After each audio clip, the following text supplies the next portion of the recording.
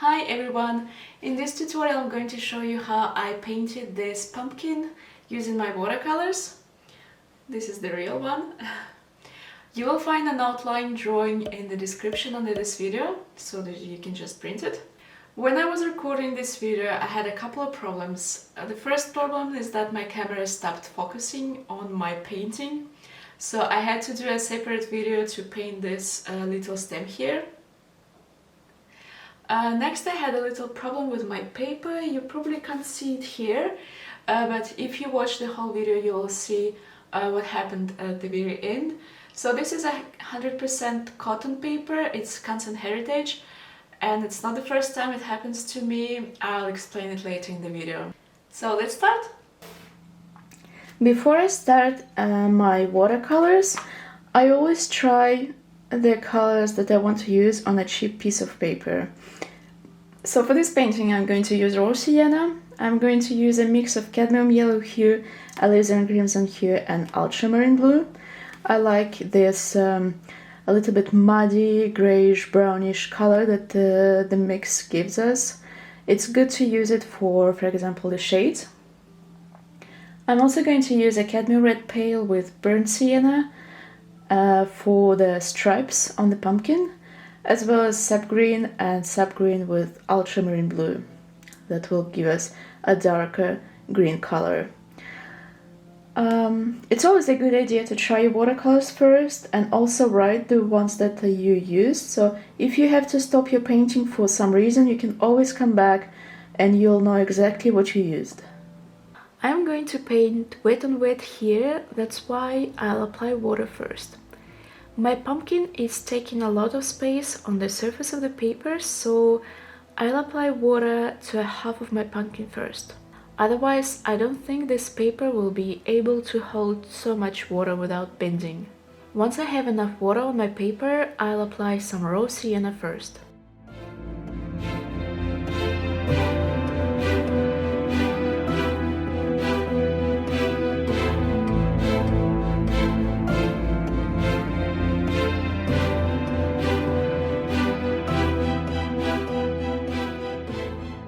For the darker parts that stays in shade, I will use a mix of cadmium yellow hue, alizarin crimson hue and ultramarine blue.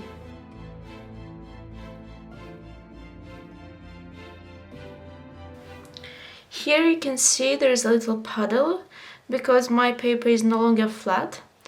What you can do in that case, you can use your clean damp dry brush, sorry I wanted to say damp, but clean dry brush, and just gently remove this puddle, because if it dries out like this you will have a very uneven layer, and it may also create some sort of, here you can see, it may also create some sort of drops that I don't want to, because this is not what I'm looking for this pumpkin. So if you have this problem, just take your brush and remove any excess of water.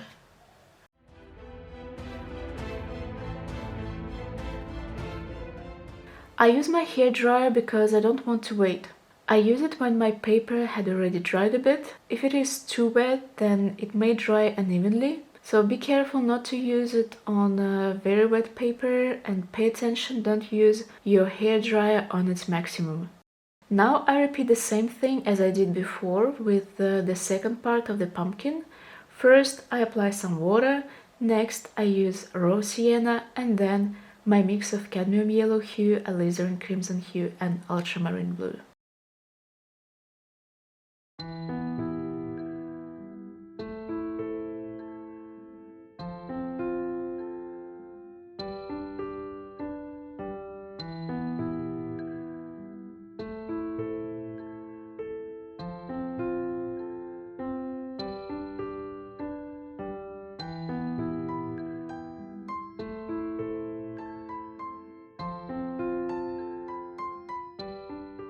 Using my mix of colors, I will start to deepen the shades. Here you can use two techniques: wet on dry, when you put your watercolors first on a dry paper and then soften the edges with a clean damp brush. Or, as we did before, you can use a wet on wet technique when you put some water first and then some watercolors. It is really good to have 100% cotton paper. It is harder to do this kind of work on softening the edges if you have a bad quality paper. What happens is, as you try to put more layers, it will often remove the first layer of color and just create a mess if you have a bad quality paper. Now I'm going to prepare my mix of cadmium red pale and burnt sienna for the orange stripes on the pumpkin. I will start with this part. This part has some green and some orange on the bottom. What I'll do, I will start with some orange. Probably just put some water.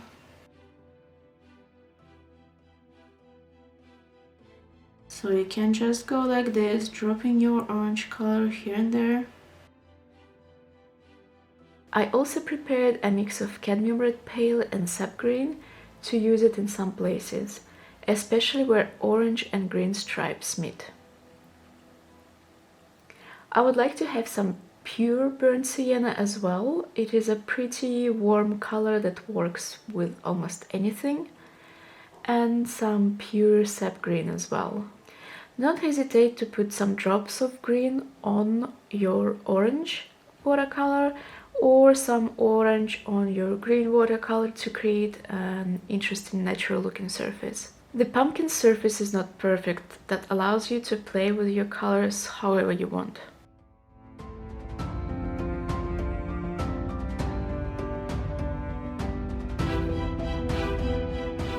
To paint the next stripe, I'm going to use the same technique, wet on wet, same mixes of paints.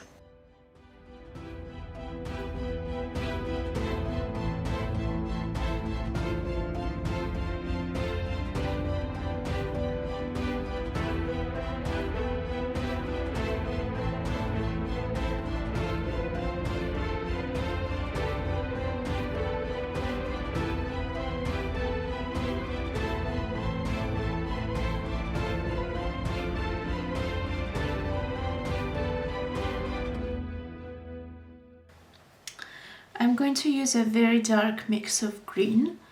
This is sap green with ultramarine blue, and I added just a tiny bit of sepia to make it even darker. So now I'm going to paint the shades, because the pumpkin is not flat, as we already understood. So we need to darken some parts in order to build the actual shape of the pumpkin. So I'm going to put a line of this dark green, and then with my clean damp brush I'm going to soften this edge. And for this part I'm going to use a mix of my red and some burnt sienna.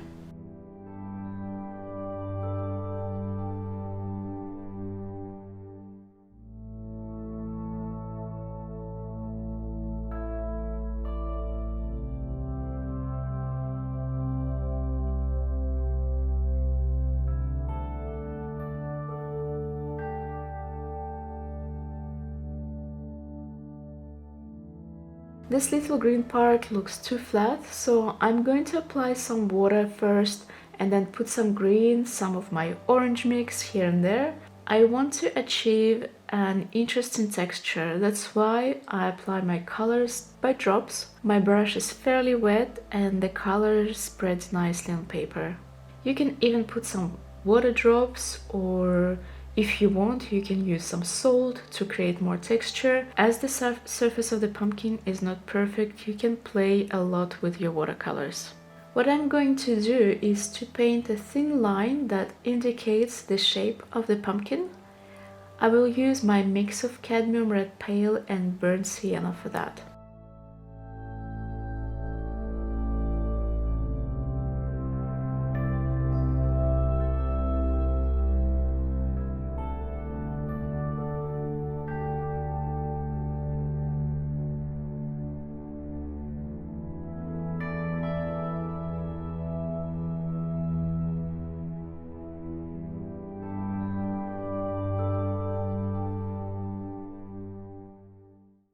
Let's just deepen the green a little bit.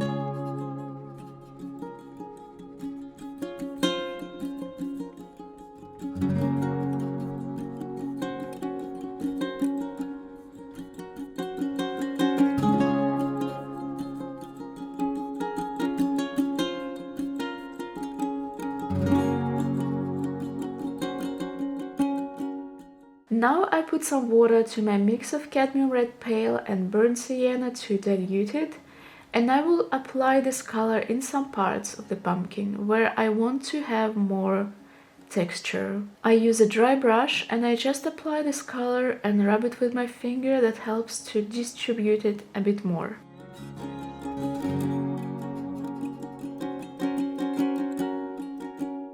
Now let's paint the rest of these colorful spots on the pumpkin.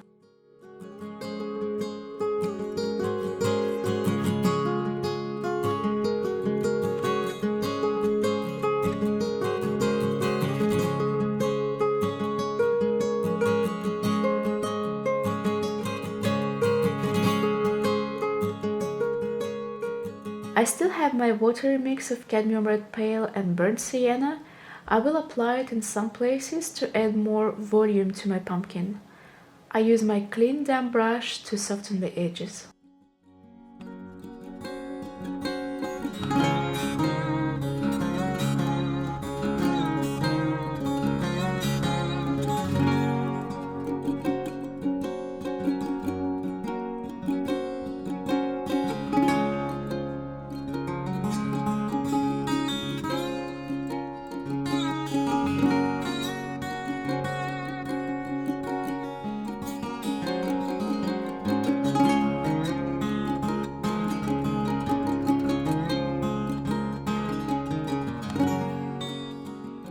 Oh well, my camera bugged up. I'm sorry for that. I wanted to show you an easy way to do splashes with a brush. Here I reuse my pumpkin image that I printed to draw the outlines before, and I cut the pumpkin away. So this way I will protect the parts of my paper when I don't want to have splashes.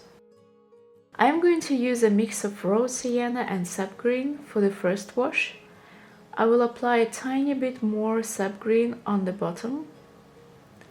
As I still have my dark mix of green here, I use it at the top, dropping watercolor to create an uneven texture.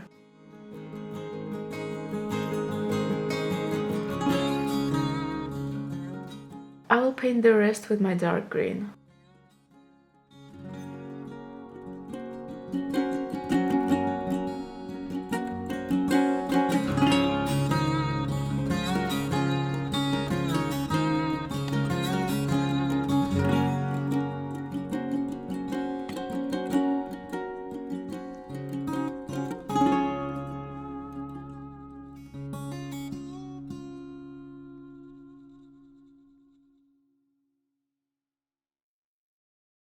I'm going to add a shadow, otherwise our pumpkin will look like it is hanging in the air. For that, I'll put some water where my shadow is supposed to be, and then I'll put my mix of cadmium red pale and burnt sienna. When I was doing that, I noticed that my paper was somehow damaged. It is not the first time it happens to me with Canson Heritage. Last time it completely ruined my painting, on which I spent at least 20 hours. So I don't think I'll buy this paper again. This is very strange, like if some parts of paper were absorbing water very fast, so fast that it wouldn't even allow me to remove some excess watercolor from its surface. Well, at least for this painting it's okay, I will be able to cut it.